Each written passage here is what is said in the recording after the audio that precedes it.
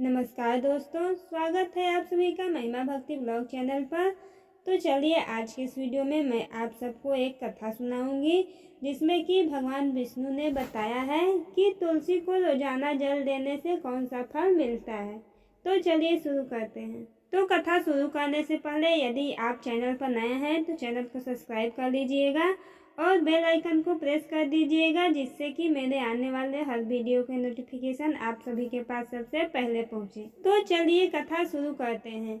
एक समय की बात है, माता लक्ष्मी ने भगवान विष्णु से पूछा, हे नाथ, आप तो तीनों लोकों के स्वामी हैं, आपकी तीनों लोकों में पूजा होती है, सभी आपकी कृपा पाने के लिए उत्सुक रहते हैं, फिर भी आप इस तुलसी के पौधे की पूजा क्यों करते हैं, इसे रोजाना जल क्यों चढ़ाते हैं?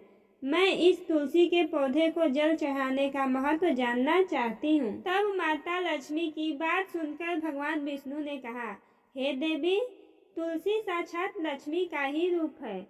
तुलसी की रोजाना पूजा करने से कई फायदे हैं और तुलसी को जल चढ़ाने मात्र से ही मनुष्य के कई पाप नष्ट हो जाते हैं। तुलसी को जल देने का महत्व बताने से पहले मैं तुम्हें एक बहुत ही पवित्र कथा सुनाता हूँ। इस कथा के माध्यम से तुम्हें तुम्हारे इन प्रश्नों के उत्तर मिल जाएंगे, इसलिए देवी आप इस कथा को बड़े ही ध्यान से सुनना। भगवान विष्णु ने कहा, हे देवी, जो भी मनुष्य सिर्फ इस कथा को ध्यान लगाकर पूरी सुन लेता है उसे 100 वर्षों तक तुलसी को जल देने का फल प्राप्त होता है। माता लक्ष्मी ने कहा, स्वामी, मैं इस कथा को बड़े ही ध्यान से सुनूंगी, आप मुझे वह पवित्र कथा सुनाना प्रारंभ कीजिए। तब भगवान विष्णु ने कहा, देवी, बहुत समय पहले की बात है, किसी नगर में एक ब्राह्मण रहता था। उसका जन्म तो ब्राह्मण कुल में हुआ था, लेकिन उसके कर्म नीच प्रवृत्ति के थे। वह ब्राह्मण हमेशा ही झूठ बोलता और गलत तरीके से पैसा कमाता था। उसका मन हमेशा ही बुरे कर्मों में ही लगा रहता था। वह सदैव ही जुआ, वेश्यावृत्ति और चोरी में ही लगा रहता था। उसने अपने जीवन में कभी भी पुण्य के काम नहीं किए और शास्त्रों का अध्ययन नहीं किया। ब्राह्मण होते हुए भी कभी भी पूजा पाठ नहीं किया। सदैव ही उसका मन दूसरों के धन पर लगा रहता था और वह दिन में जो भी धन कमाता उसे रात्रि में जुआ और वेश्यावृत्ति में उड़ा दिया करता था। इस तरह वह ब्राह्मण अपने जीवन को पाप कर्मों में ही गुजार रहा था। उसने अपने मुख से कभी भी भगवान का नाम भी नहीं लिया और न कभी देवी देवताओं का पूजन किया। इस प्रकार से पाप करते हुए उसे कई वर्ष बीत गए। फिर वह ब्राह्मण कुछ खरीदारी करने के लिए एक नगरी जा पहुंचता है। उस नगरी के पास में गंगा नदी बहती है और उस नदी में स्नान करने के लिए दूर दूर से लोग आया करते थे। फिर वह ब्राह्मण गंगा जी के किनारे एक आश्रम में ठहरता है।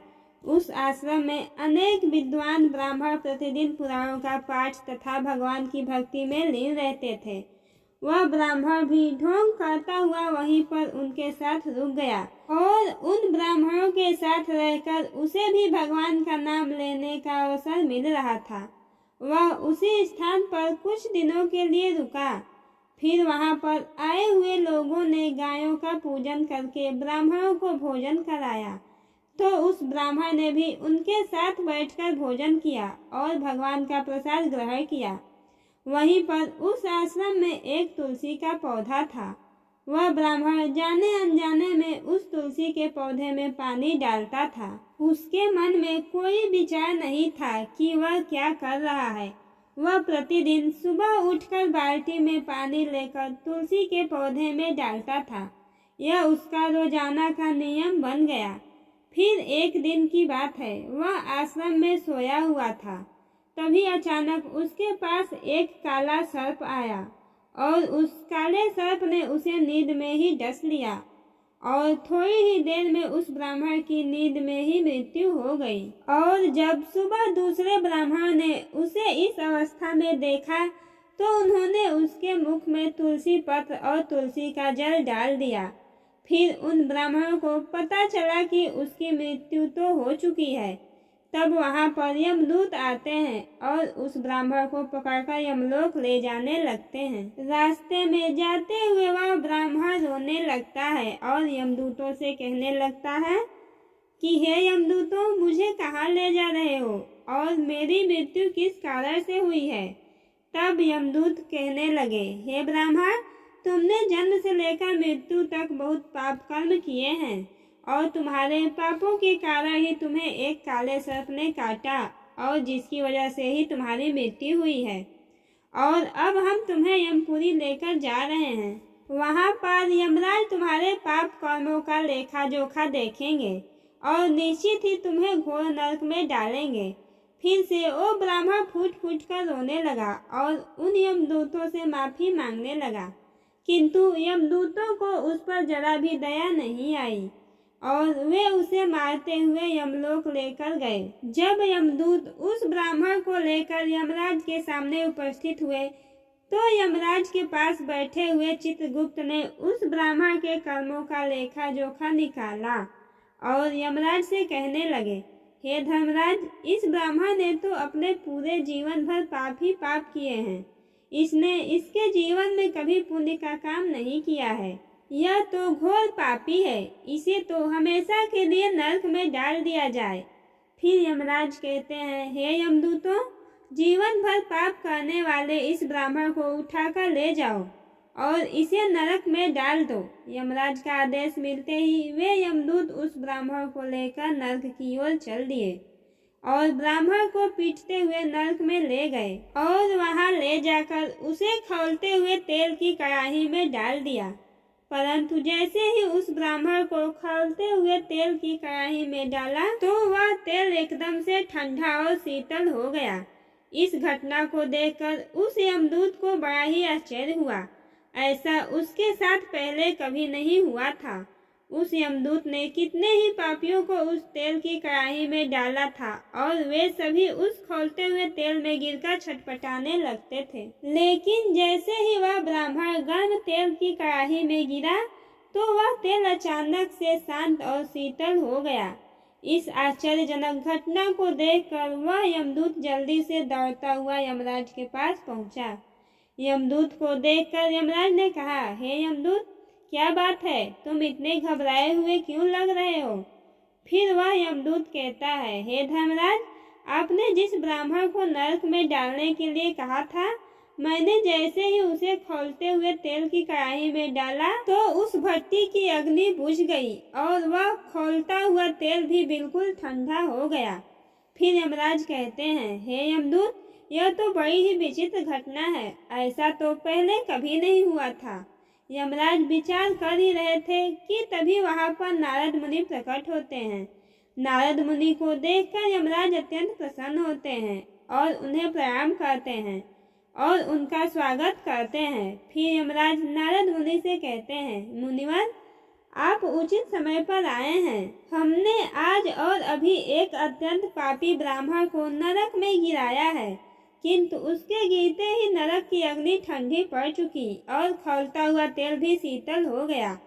तब नारद मुनि ने यमराज से कहा, हे धर्मराज, आपने जिस ब्राह्मण को नरक में डाला है वह नरक में डालने योग्य नहीं है, क्योंकि उस ब्राह्मण के द्वारा अनजाने में ही ऐसा कर्म हुआ है जो नरक का नाश करने वाला है।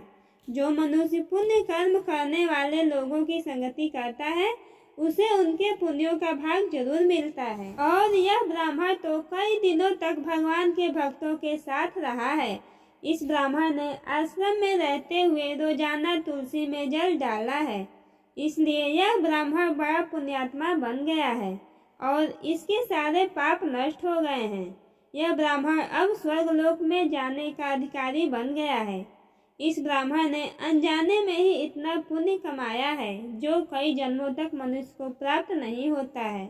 इसलिए हे धर्मराज, आप इस ब्राह्मण को नरक में ना डालो और इसके पापों के लिए इसे केवल इतना दंड दो, इसे सभी नरकों का दर्शन कराओ। नारद मुनि की बात सुनकर यमराज बहुत ही खुश होते हैं और उस ब्राह्मण को नरक से निकाल लाते हैं और अपने यमदूतों से कहते हैं, हे यमदूतों, इस ब्राह्मण को ले जाओ और संपूर्ण नरकों का दर्शन कराओ।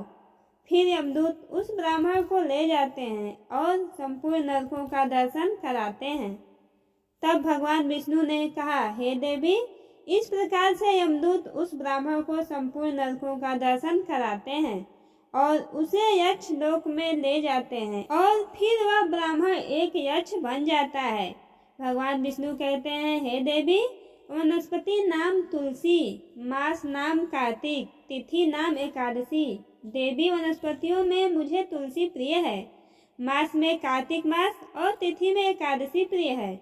इसलिए जो मनुष्य रोजाना तुलसी की पूजा पाठ करता है और तुलसी को जल देता है, वो मनुष्य मुझे सबसे अधिक प्रिय है। उस मनुष्य की कभी भी दुर्गति नहीं होती है और वह मनुष्य कभी भी नरक में नहीं गिरता है। जिन घरों में तुलसी का पौधा सदैव ही हरा भरा रहता है, उस घर में सुख शांति और समृद्धि बनी रहती है। तब भगवान विष्णु कहते हैं, देवी, मेरी पूजा में और मुझे चढ़ाए जाने वाले भोग में तुलसी के पत्र अवश्य होने चाहिए, क्योंकि तुलसी पत्र के बिना मैं किसी भी प्रकार का भोग स्वीकार नहीं करता हूँ। इसलिए प्रत्येक घर में तुलसी का पौधा अवश्य होना चाहिए। अगर आपके घर में तुलसी का पौधा है तो सुख शांति और समृद्धि के लिए तुलसी को चुनरी अवश्य चढ़ानी चाहिए। और हमेशा ध्यान रखें कि तुलसी का पौधा चुनरी के बिना अधूरा होता है। तुलसी केवल एक पौधा ही नहीं है, बल्कि वह एक देवी है, मेरी अर्थात विष्णु की पत्नी है। इसलिए तुलसी को चुनरी अवश्य ही चढ़ानी चाहिए। इससे पति पत्नी में प्रेम और विश्वास बढ़ता है। पति पत्नी का दाम्पत्य जीवन खुशहाल बना रहता है। घर में रहने वाली महिलाएं सदा सुहागिन और सौभाग्यशाली रहती हैं। तुलसी का विवाह भी अवश्य कराना चाहिए। इससे मनुष्य के सभी दुखों का अंत होता है और सांसारिक जीवन सुखमय बीतता है। भगवान विष्णु कहते हैं, हे देवी, तुलसी के पौधे के पास अपने मुख से अपशब्द नहीं बोलने चाहिए और तुलसी के नजदीक भूल से भी जूते, चप्पल अथवा झाड़ू पोछा नहीं रखना चाहिए। इसे पाप माना गया है। तुलसी के पौधे के पास जल से भरा हुआ बर्तन भी नहीं रखना चाहिए। तुलसी के पौधे के पास दीपक जलाने के बाद दीपक को वहां से हटा देना चाहिए, क्योंकि तुलसी के नीचे बुझा हुआ दीपक रखना अशुभ माना जाता है। जिस स्थान पर भी तुलसी का पौधा होता है, उस स्थान को हमेशा ही साफ स्वच्छ रखना चाहिए। इसलिए नियमित रूप से तुलसी के पौधे के पास साफ सफाई का विशेष ध्यान रखना चाहिए। और तुलसी के पौधे में शिवलिंग और गणेश जी की प्रतिमा नहीं रखनी चाहिए। साथ ही तुलसी के गमले में अन्य किसी भी प्रकार का पौधा भी लगाना अशुभ होता है। तुलसी के पौधे के पास कपड़े भी नहीं सुखाने चाहिए, अन्यथा कपड़ों का गंदा पानी तुलसी के पौधे पर गिर सकता है। और हमेशा ध्यान रखना चाहिए कि तुलसी के पत्र को नाखून से नहीं तोड़ने चाहिए, इससे तुलसी का अपमान होता है। यदि तुलसी के पत्ते सूखकर गिर जाते हैं तो उन्हें कचरे में नहीं फेंकना चाहिए, क्योंकि वे पत्ते पैरों के नीचे आते हैं, जो अच्छा नहीं होता है। उन पत्तों को आप तुलसी की मिट्टी में ही दबा दें। और रविवार के दिन तुलसी के पत्ते नहीं तोड़ने चाहिए और रविवार को तुलसी को जल भी नहीं चढ़ाना चाहिए। बाकी सभी दिन तुलसी को सुबह स्नान से निवृत्त होकर जल देना चाहिए और शाम के समय एक दीपक जलाना चाहिए। भगवान विष्णु कहते हैं, देवी, अक्सर महिलाएं स्नान के बाद अपने बाल खुले रखकर ही तुलसी को जल देती हैं। ऐसा करना गलत होता है। महिलाओं को हमेशा ही अपने बाल बांधकर माथे पर सिंदूर लगाकर ही तुलसी में जल देना चाहिए। इससे तुलसी का आशीर्वाद प्राप्त होता है। घर में तुलसी का पौधा लगाते समय ध्यान रखें कि इसके लिए गंदी मिट्टी का उपयोग नहीं करें। साफ स्वच्छ मिट्टी का ही उपयोग करना चाहिए। इससे तुलसी माँ रूठ जाती हैं और सूखने लगती हैं। तुलसी का पौधा कभी भी गंदे स्थान पर नहीं लगाना चाहिए, जैसे नाली अथवा बाथरूम के पास तुलसी के गमले को कभी नहीं रखना चाहिए, अन्यथा गंदा पानी तुलसी के पौधे में गिर सकता है, जो बहुत ही अशुभ माना गया है। घर में तुलसी का पौधा कभी सूखना नहीं चाहिए। शास्त्रों में ऐसी मान्यता है कि तुलसी का पौधा सूखना अकाल मृत्यु की सूचना देता है। घर में तुलसी का पौधा सूख जाए तो घर की सुख समृद्धि खत्म हो जाती है। सूखी हुई तुलसी में माँ लक्ष्मी का वास नहीं होता है। तब भगवान विष्णु कहते हैं, शास्त्रों के अनुसार मासिक धर्म के दौरान महिलाओं को तुलसी के पौधे में पानी नहीं डालना चाहिए और तुलसी को स्पर्श करना भी वर्जित है। तुलसी को बिना स्नान किए जल नहीं देना चाहिए और पैरों में चप्पल आदि पहनकर भी तुलसी को जल नहीं देना चाहिए। तुलसी को जल देते समय ध्यान रखें कि वह जल आपके पैरों पर ना पड़े, इससे तुलसी का अपमान होता है। भगवान विष्णु कहते हैं, नित्य तुलसी के दर्शन से मनुष्य को स्वर्ग की प्राप्ति होती है और तुलसी पत्र के सेवन से उसके सभी पाप नष्ट हो जाते हैं। तुलसी का पौधा हमेशा घर के सामने लगाना चाहिए। इसे पूर्व अथवा उत्तर दिशा में लगाना सबसे अधिक शुभ होता है। तुलसी के पास मरुस्थलीय पौधे रखना बहुत ही अशुभ माना जाता है। ऐसे पौधों से नकारात्मक ऊर्जा निकलती है। शास्त्रों में कहा गया है, जिन पौधों से हरी भरी कलियों की उत्पत्ति ना हो, उसके स्थान पर कांटे निकलते हों, तो ऐसे पौधों को तुलसी के पास कभी भी नहीं रखना चाहिए। शास्त्रों में केले के पौधे का विशेष महत्व बताया गया है।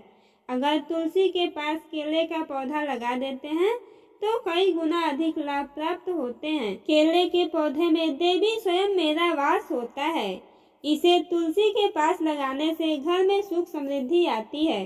तुलसी के पौधे में शालिग्राम भी अवश्य रखना चाहिए। तुलसी के गमले में शालिग्राम रखने से तुलसी का और भी अधिक शुभ प्रभाव आपको देखने को मिलेगा। शालिग्राम मेरा ही निराकार रूप है। यह काले रंग का पत्थर होता है जिसे विलक्षण और मूल्यवान माना गया है। इसे अगर तुलसी के गमले में रखेंगे तो आपके घर से संपूर्ण नकारात्मक ऊर्जा नष्ट हो जाएगी। घर में केवल एक ही शालिग्राम की पूजा करनी चाहिए। भगवान विष्णु कहते हैं, देवी मेरी मूर्ति से कई ज्यादा उत्तम होता है शालिग्राम की पूजा करना। शालिग्राम को चंदन लगाकर उस पर एक तुलसी पत्र रखना चाहिए। प्रतिदिन शालिग्राम को पंचामृत से स्नान कराना चाहिए। ऐसा करने से मनुष्य के सभी जन्मों के पाप नष्ट हो जाते हैं। शालिग्राम सकारात्मक और सात्विकता का प्रतीक होता है। इस प्रकार भगवान विष्णु ने माता लक्ष्मी को तुलसी के पौधे को जल देने का महत्व बताया और घर में तुलसी का पौधा लगाने के सभी नियम बताए। तो दोस्तों, हमारी ये वीडियो अगर आपको पसंद आई हो तो वीडियो को लाइक और हमारे चैनल महिमा भक्ति ब्लॉग को सब्सक्राइब करें और अपने दोस्तों के साथ शेयर करें।